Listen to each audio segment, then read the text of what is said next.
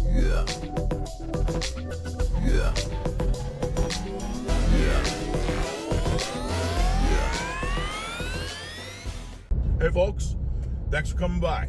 I've mentioned in previous videos I would not be doing a vlog in the traditional sense, and I'm not, but that we might mention some specific games once in a while. Well, today I am on my way to a game, location undisclosed, what can I say about this game? A game like this doesn't come together often outside the casinos.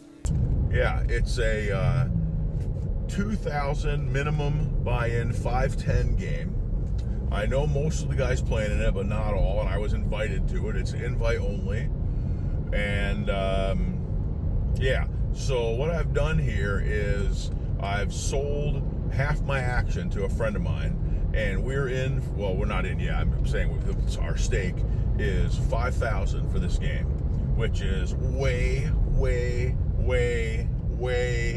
bigger than I ever play, pretty much ever. The biggest I play is 510 when I go to Vegas, like at the Bellagio 510, which is a 1,500 cap. And if I'm feeling sassy, I'll play in some of the other 510s if I've been doing well and my roll is healthy. I stay away from the Win 510, for example. It plays extra big, too big for me, frankly, and it's often filled with players who are all better than I am. So I stay away from that. In fact, I've literally never played in it. Excuse me. By the way, I apologize for the audio. I've got as you guys know, I'm just starting out, and I bought a wireless lav mic, and I went to try it out, and it doesn't work. I had to send it back, and I didn't want to not make a video for this. So I know that it's noisy. I'm in a Prius, and Prius is all about efficiency, not about noise reduction. So kind of loud in here. I apologize for that. But yeah. So what I'm going to be doing, I'm pretty sure I'm not going to be able to do any recording inside the game, but I'm going to give updates and whatnot. We're going to see if we can't do something. So just like Brad Owen says, if you want to help me with some run good, give me the old like and subscribe here, and we're going to see what we can do today in this ridiculous, I don't know how ridiculous it's going to be. I'm hoping it's going to be really ridiculous 510 in out in the country somewhere. So I don't know, buy-in wise, I'm not sure what's going to happen yet. It's a 2,000 minimum. From chatting with some guys, I'm getting the idea that they're treating it like 2,000 buy-in, and that's what everybody's buying in for. I don't know that. My plan is to buy in for the whole 5,000. But I'll see how the vibe is, and you can kind of go from there. I'm not exactly sure how I'm going to approach that.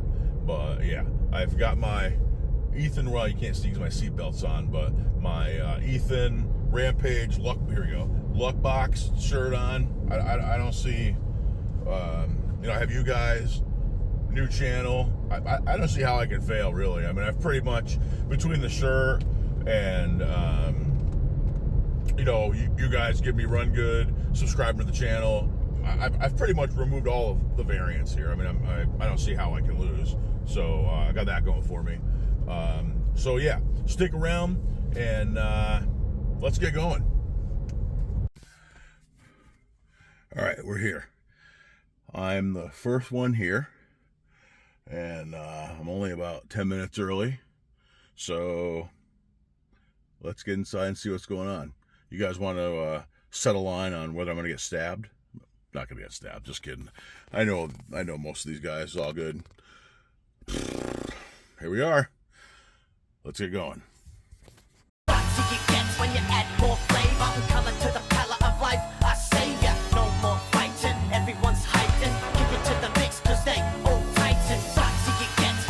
All right, so here we are at the game.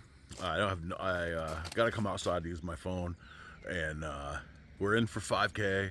I'm stuck about 1,000. It's been real slow, actually. It's early. The action's pretty good, not crazy, but it's starting to ramp up a little bit as some people get stuck. And really, I only lost it's been very small pots, and then I got in one hand where guy. This is how the game goes, by the way. Under the gun makes it 60. It's 510. Makes it 60. It gets to me. I have ace king suited, ace king of spades. I make it 170. Folds back around to the original guy. He calls. Flop comes 4-3-4. Turn is at ace. The short story is he has pocket threes, so he flopped threes full, and I made aces up, and that's when I lost. Like I think I lost 800 in that hand. So we're stuck about 1,000 working on it, and I'll come back with more updates. Hopefully they'll be more exciting than this. Later.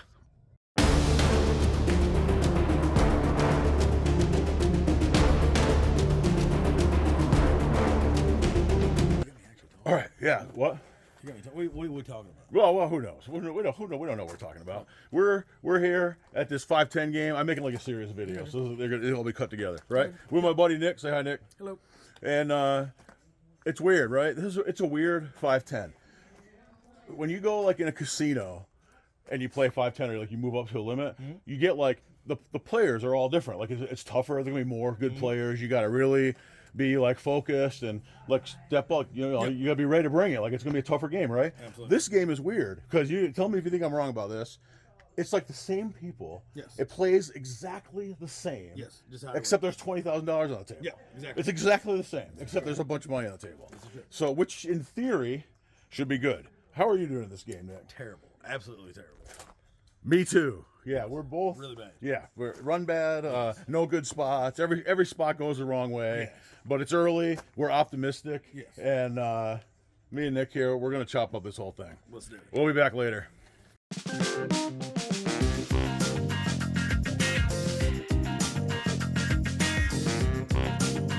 All right, still playing in the 510 game. It's late. It's getting late now. It's like 10:30. I've been here for, well, I guess that's not that late. How long have we been playing? 9 hours. And I was stuck. We're in for 5K. I was stuck like 2,600 of it at one point. I'm now up about 1,100. We had a turnaround. We're still going. We're five-handed. And my buddy Nick that you met in the last video, we had a pretty sick hand, which we're going to go over here. Have a look.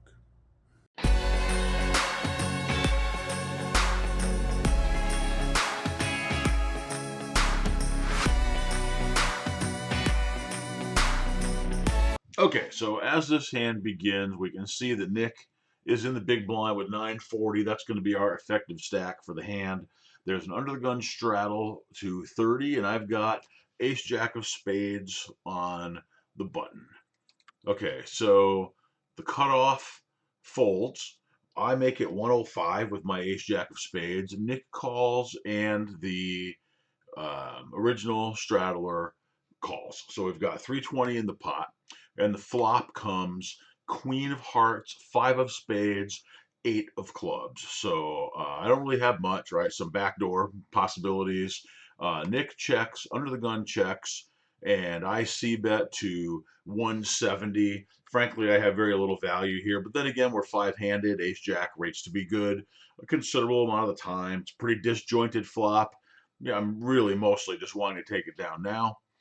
Nick, as I well know from playing with him for a long time, is pretty sticky. Doesn't mean he doesn't have anything necessarily, but he's sticky, and he calls the 170.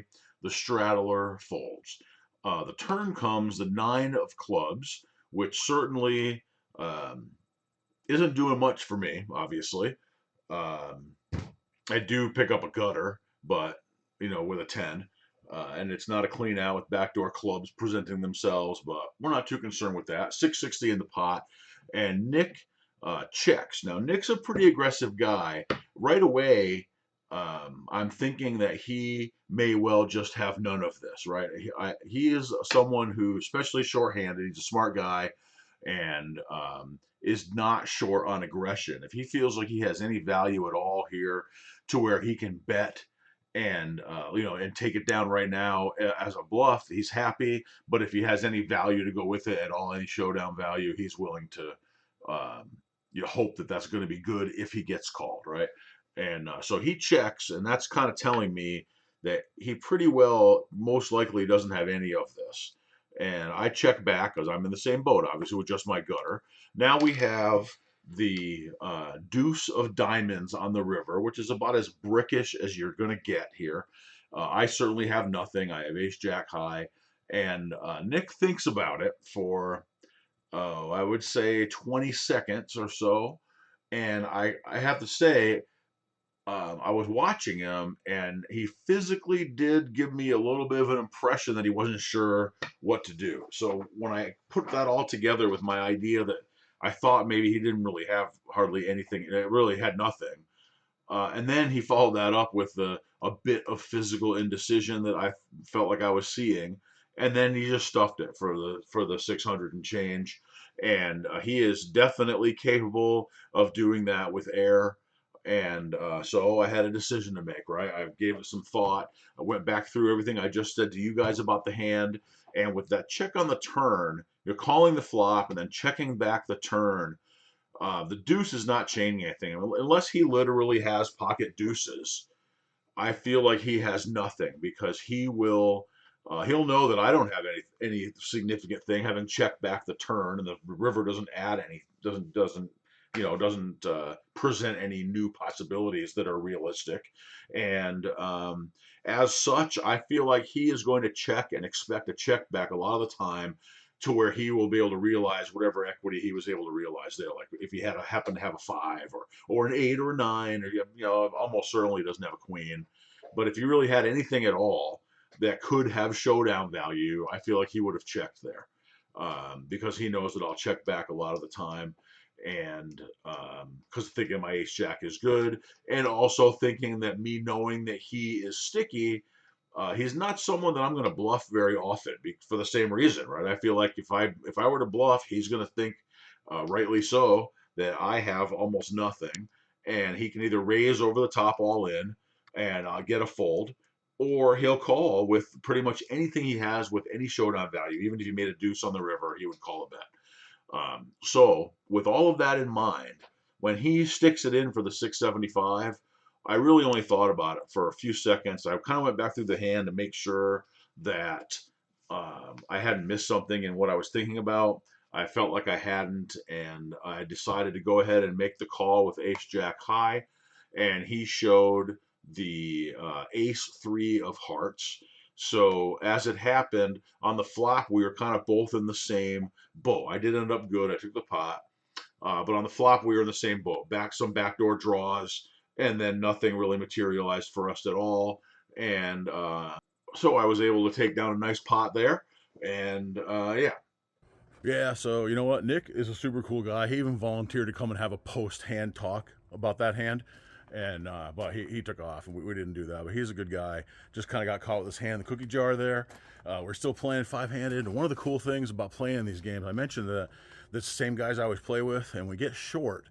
And we should talk about this in a video, right? Very important to adjust your ranges when you get short-handed, right? People are still vastly undervaluing their hands these days when they're short-handed, right? Relative hand strength is king.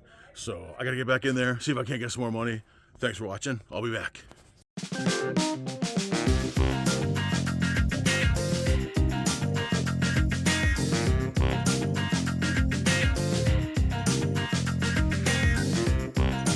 Leaving the game. It is 11:30 at night, so not too late. I can't make a too long of a wrap-up video right now because I'm driving, but I wanted to get here my GPS. I'd never been here before. I got a 2-hour drive. Yeah, so game over. 510, 2K min. We're in the game for 5K. Stuck over 2,500 at one point. Right turn ahead, and left turn. Luckily for me, well, let me back up a little bit. Not luckily. So being stuck 2,500 was real. I didn't really play any big pots. I had a couple spots that went south, spots where I'm definitely raising pre-flop, definitely continuing, and then it goes south and you're done with it, and you just lost a couple hundred or whatever, over and over again, a bunch of times. No giant coolers or anything like that. And then, luckily for me, sort of the cards turned and we got short-handed. And as I mentioned a second ago here, well, it's not a second ago, but video-wise, it'll be a second ago. People not adjusting well in low stakes game. Now this is not a low stakes game, but it's the same people, same guys. As far as relative hand strength, that we got short-handed, and we got 5-handed, and I was lucky to make some hands and got turned around. So yeah, was stuck over 2,500, just cashed out plus 3,100. So nice turnaround there. Had a ball, and I hope you guys enjoyed this. I'm gonna have a wrap up to this, but I gotta sign off for now. Drive myself home a couple hours. Always a nicer drive home when you're winter. So that was cool. Thank you, Ethan. Luck box plus 3,100. All right.